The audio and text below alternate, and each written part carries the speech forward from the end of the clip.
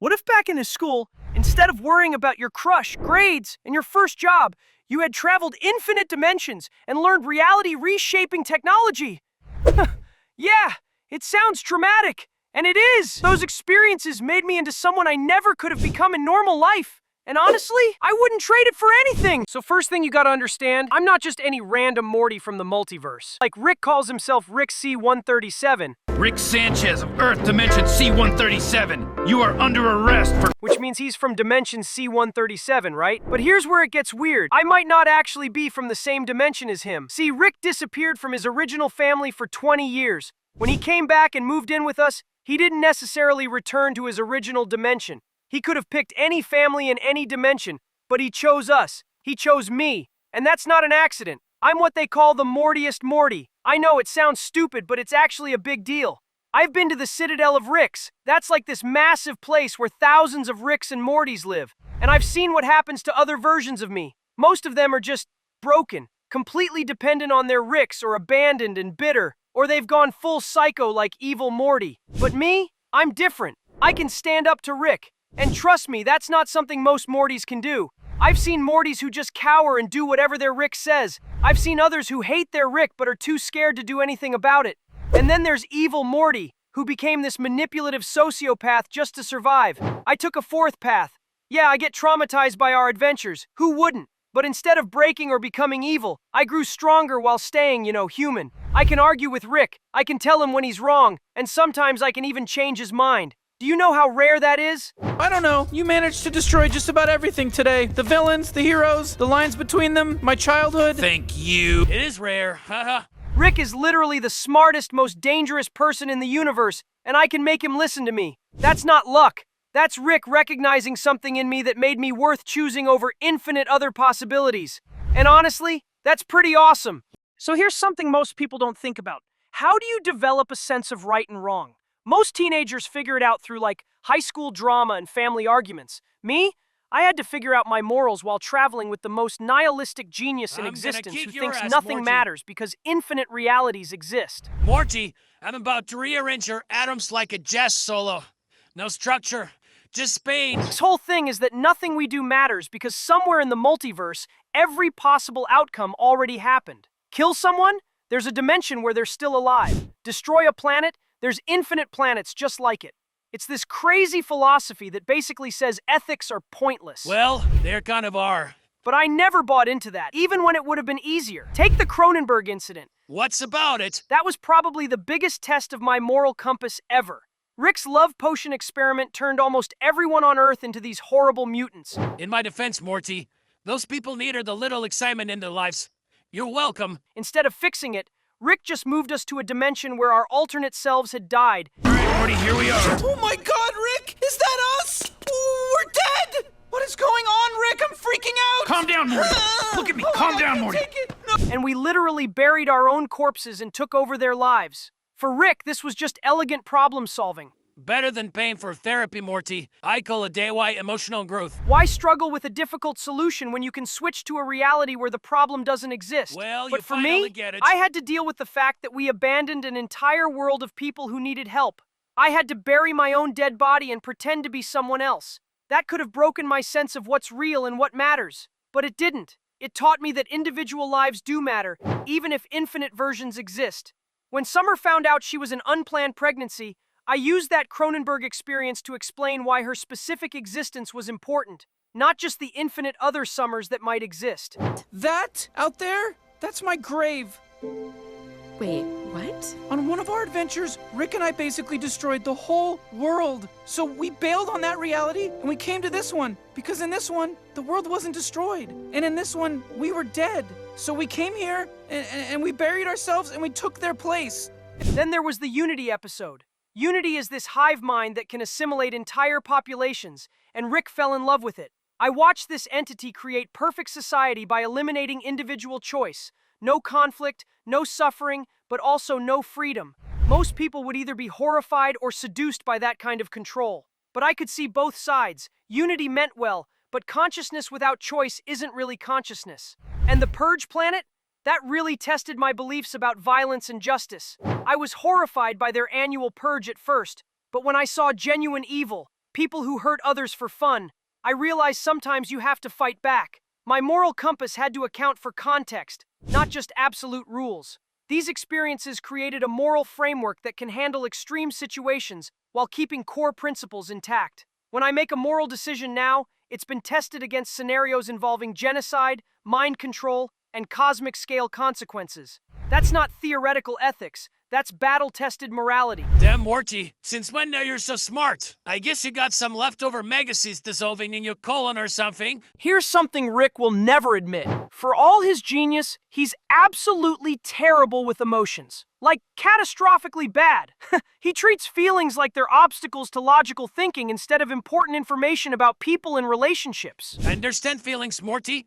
I just choose to ignore them like any responsible adult. That's created this huge blind spot in his understanding of reality. Me, I had to develop emotional intelligence just to survive our adventures. And I'm not talking about touchy-feely stuff. I mean practical, life-saving emotional skills. Rick was blind to that until it was too late. This emotional reading ability became crucial for family dynamics too.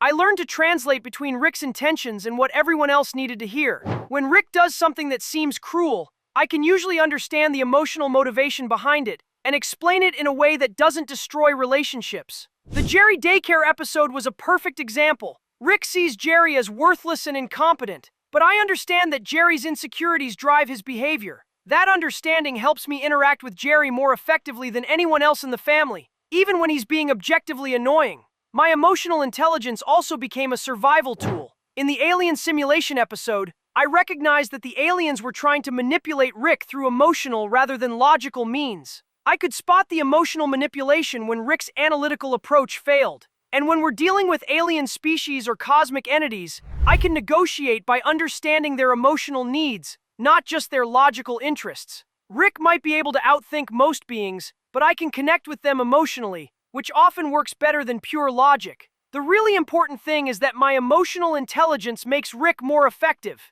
His genius, combined with my emotional reading, creates this partnership where logical analysis gets informed by emotional context. Rick might not admit it. I will not, Morty. But our success rate is way higher when my emotional insights guide our strategy. All of this developed while I was experiencing cosmic horror, family trauma, and existential crises simultaneously. Most adults would break under that emotional pressure, but I learned to maintain emotional stability while keeping my empathy and connections intact. Okay, so normal teenagers develop gradually, right? Like you get a little more responsibility each year, face slightly bigger challenges, all within pretty safe boundaries. Me? I got thrown into life or death situations that would overwhelm most adults, and I had to adapt instantly or die. The transformation has been crazy.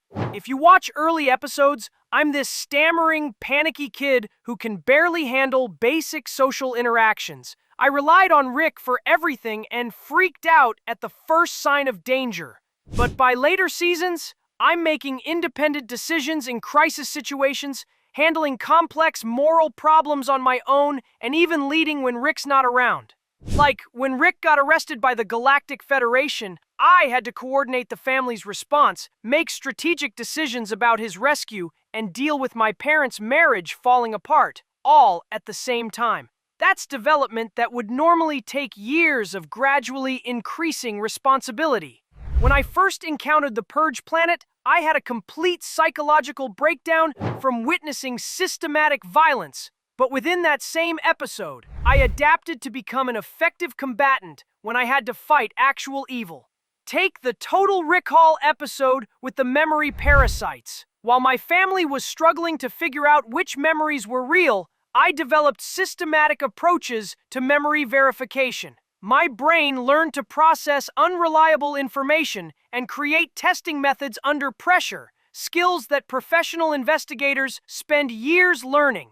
Combat and survival skills are another area where I've grown incredibly fast. Early on, I needed protection from basic threats. Now I can handle combat situations independently, operate advanced weapons, and think tactically under fire. That's training that would normally require years of military education.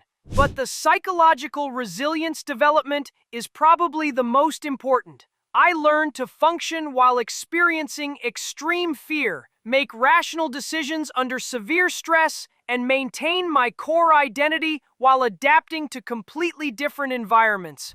Early Morty would have complete emotional breakdowns from trauma.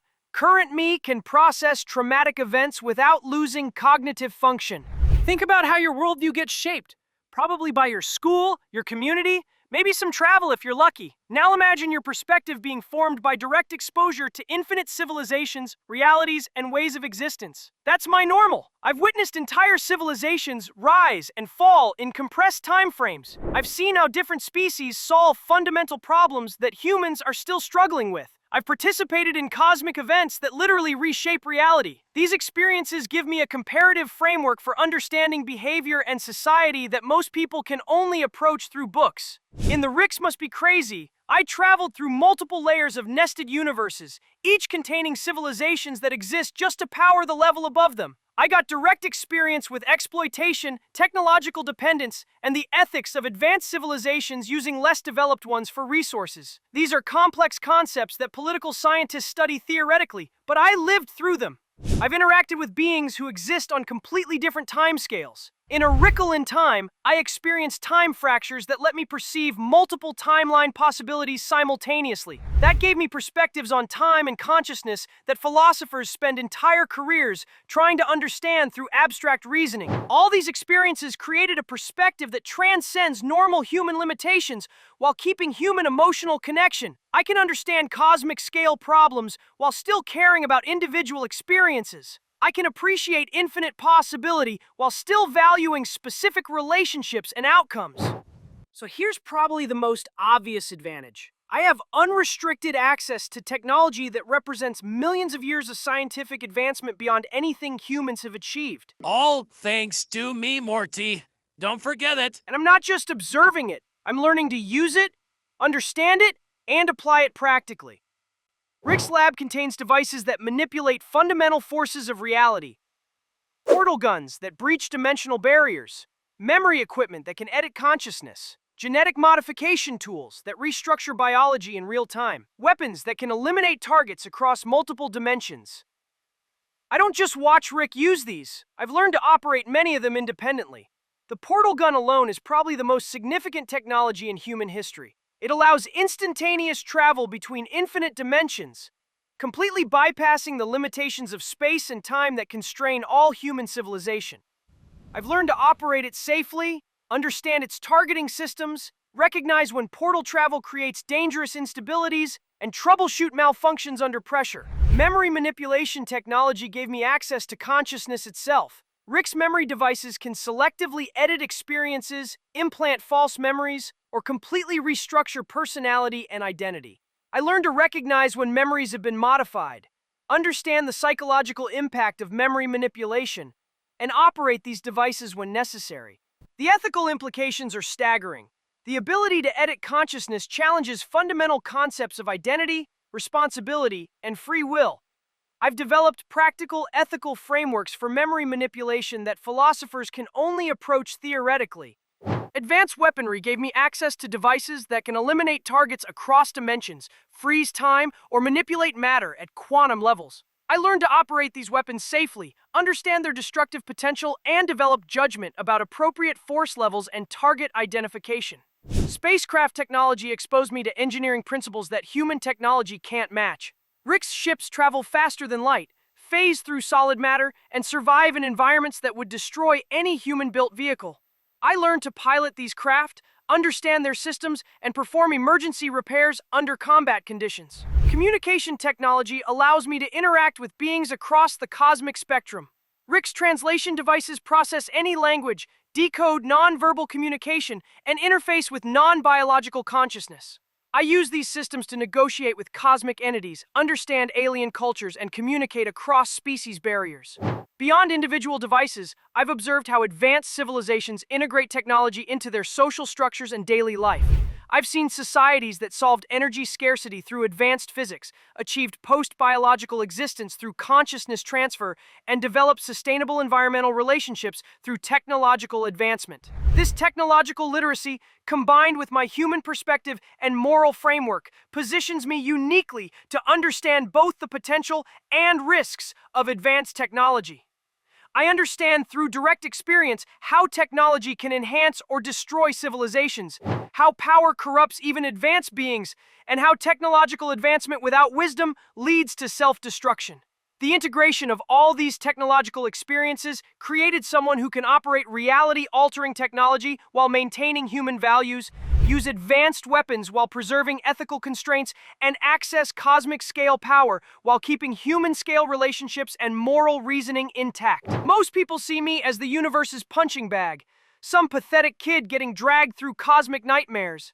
But those nightmares created someone who can navigate infinite realities while staying human, operate technology that reshapes existence while keeping moral boundaries, and stand as equal partner to the smartest being in existence. The question isn't why it's amazing or terrible to be born as Morty. The question is, what could you become if you had access to infinite possibilities? You didn't forget to mention in your Why It's Great video that the greatest part of it all is that you were born to such an amazing mom, right? Smash that like bar, Morty.